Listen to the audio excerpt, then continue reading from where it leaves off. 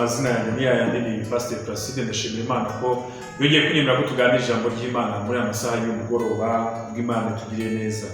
Tugiye gukomeza, hari inyigisho twize kujya twigana kera ngo guhera 2019 abo twatangiranye twize ikintu bita self improvement cyangwa se kwaguka ku giti cyawe.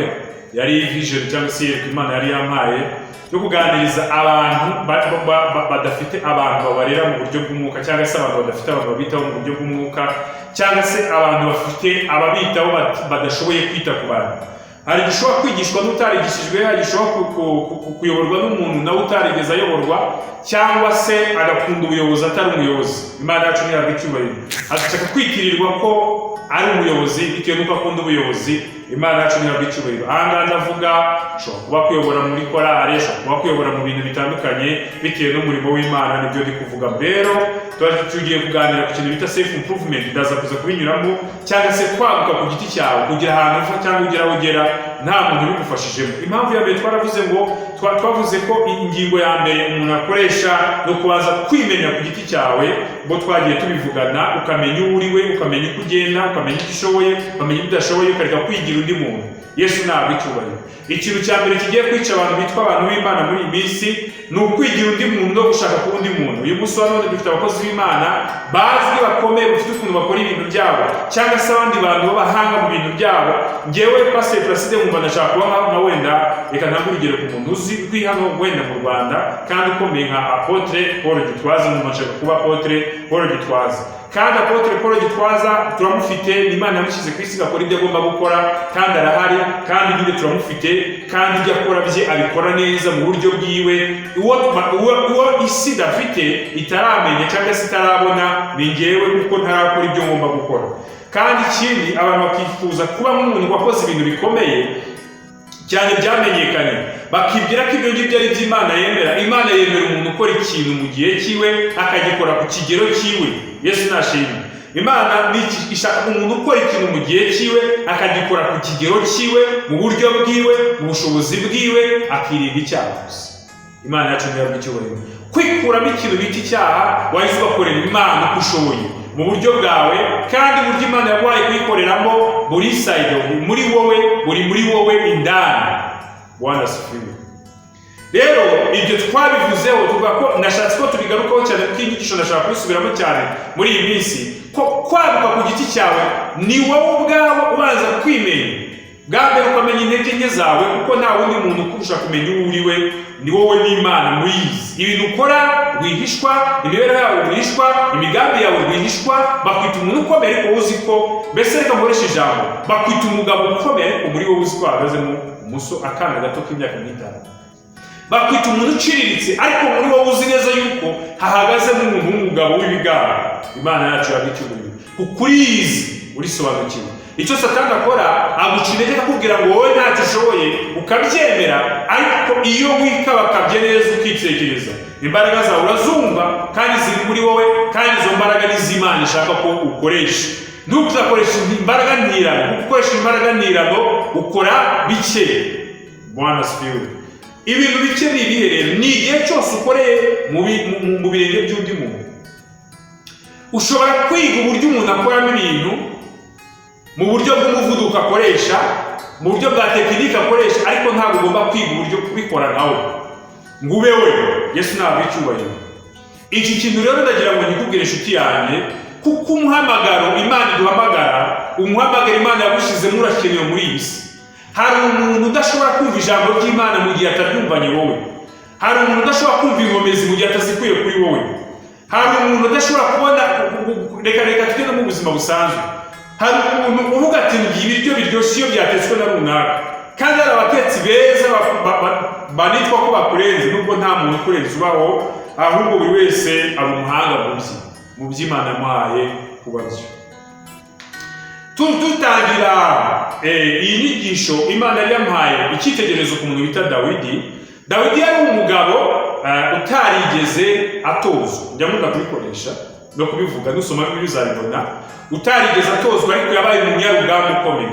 Dawidi yari umuntu utarigeze akundwa, kuko nimba mwibuka neza, igihe Imana yamutoranyaga ikohereza Samweli kuza iwe iwabo, yagezeho barabana bagira ngo baravuga ngo ntawundi usigaye. Ngo sesa aravuga ariko rero bari bashize mu by'ukuri abo nge nita abana, abo nita abana, abo mu agaciro k'abana bashize.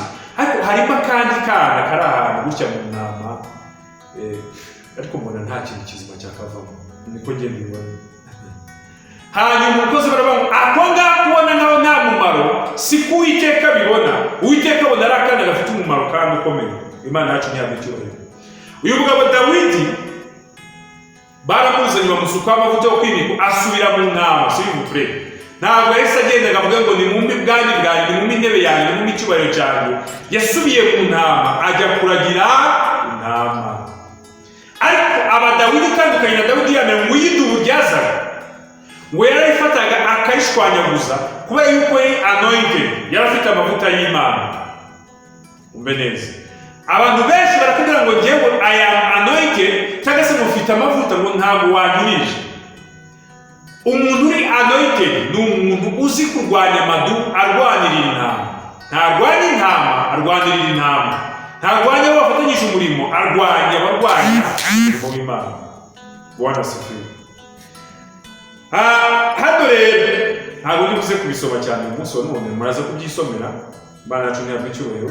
Samweli wa mbere yitoranyiriza amabuye 5 mu kagezi, ayashyira mu mvumba y'abashumba yari afite, kandi yari afite n'umuhumetso mu ntoki. Nuko yegera Umufilisitiya. Amen. Dawidi abasoma Bibiliya murabizi neza ko ahangaha umwami yabaje kumugera imyenda ye. Ahangira mumubwire ngo Sawuli yageze Dawidi imyenda. Why? Impamvu Sawuli yageze Dawidi imyenda nuko Sawuli ntiyari azi neza ko Dawidi yimitswe kuba umwami, kuko iyo myenda yagombaga kuba ari iya Dawidi spiritual. Imana yacu nabwitiro. Ariko igihe cye kitaragera, kandi Dawidi ntabwo yifuje nawe kwambara iyo myenda. Yari yimenya avuga ngo sindaba umwami, kandi sinshoboye kwikorera imyambaro y'abami ntaraba umwami.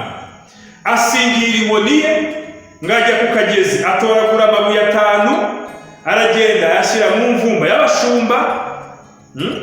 Yari afite n'umuhumetso mu ntoki, aragenda yegera Umufilisiti. Cyabaye murakizi, ngo yafashe ibuye arishyira mu wa muhumetso, arawukaraga, akocera Umufilisitiya ibuye mu gahanga, yikubita hasi. Kwaguka rero ku giti cyawe ni ukubanza kumenya ibyo ushoboye akaba ari byo ukora, kandi abandi batakoresheje. Igitangaje wowe udusuzugura nibyo bizagutsindishiriza urugamba. Ibyo wita ko ubwo bushobozi bukeya, ushobora kuvuga ngo abandi bararirimba ngo ngifite ijwi rito, ariko Imana ishobora kugutabarira muri ibyo wita bito. Imana yacu ntihabwe icyubahiro. Imana ikeneye ko ibyo yaguhaye ubikoresha nk'uko yabiguhaye, cyakora ukigira ku bakubanjirije uburyo bitwaye n'umuvuduko babikoreshejemo n'ubunyangamugayo babikoranye.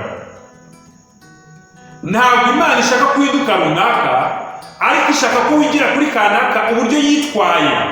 Yesu nashimye. Kwigira ku batubanjirije tukigira kuri ba Paulo na ba Petero, ariko ntabwo tuzigira tuba ba Petero. Twiga uburyo bageragejwe n'uko bihanganye, ariko ntabwo tuzaba, ariko tuzihangana nabo. Imibereho yacu ni imwe, ariko turatandukanye.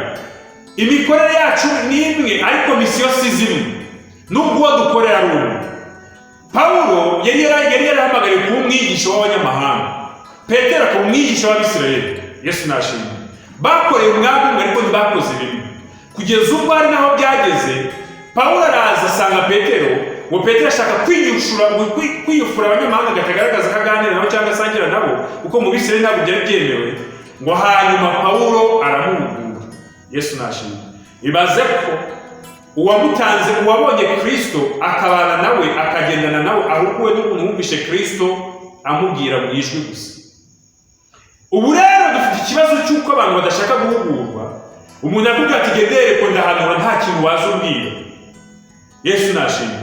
Ariko Petero suko yabaye ibyo Paulo yamubwiye yarabyumvishije. Imana yacu ntihabwe icyubahiro. Kwaguka rero, kugira ngo waguke ku giti cyawe, kugira ngo ugire aho ugera, mbere na mbere ugomba gukorana umurava, gukorana courage, gukora ibintu biri perfect, cyangwa se ushaka imbaraga wakora ibintu biri byiza kurushaho, ariko mu buryo bwawe.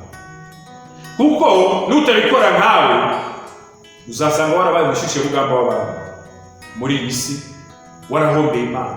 Kuko iyo udashoboza ikintu kuko Imana ishaka kugikora uba uri kuyihombera, kandi iyo yari ikwizeyemo umuntu ufatika. Imana imugisha rero. Nitwa Pastor Placide, twaganira kuri iki kintu cyo kwaguka ku giti cyawe. Muraza gusubira kuyica no hasi mugende mureba, muzasanga hari ibiganiro n'ibyo twagiye tuganira. Ndashaka ko tuzagenda tubiganiraho ko bwije no kubukeye, zajya byibuze ngerageza mu cyumweru kimwe nkoremo inyigisho zo kwiga. Imana imujije umugisha.